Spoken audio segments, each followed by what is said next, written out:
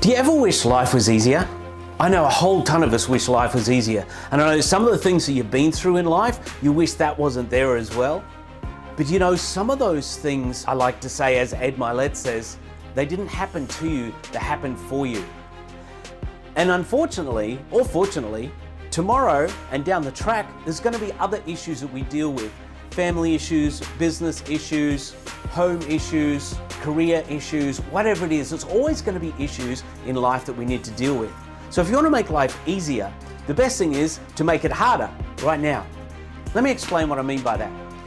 Quite often, as we do, we want to make life a little bit easier. So it's easy to kick back and just enjoy life as much as we can and rest and relax. Now we all need to do that. It's important for us to take that time and do that. But if we're not challenging ourselves to be bigger and better people, what happens is when the other issues come and they pile on us, we're not as prepared to be able to deal with them and to be able to work through with them. An example is if you take people who join the army.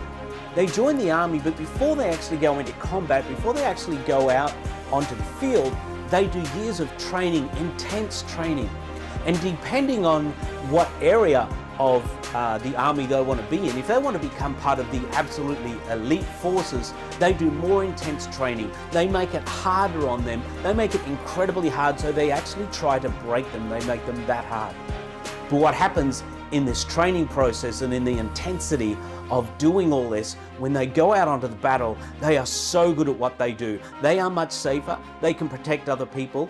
And everything else works out so much better because they know how to have this intensity and this focus because they've done all the hard work. So when it comes to the reality of life and things happening, it's much more focused and they're able to handle the situations so much better. And that's the same in our life as well. When we use intentionality to be able to almost make our life harder now, it makes life easier down the track. For example, it could be to do with what we eat. It could be to do with our exercise. It could be to do with learning things so we're actually better at our job or our career or what we do. There's so many areas this equates to.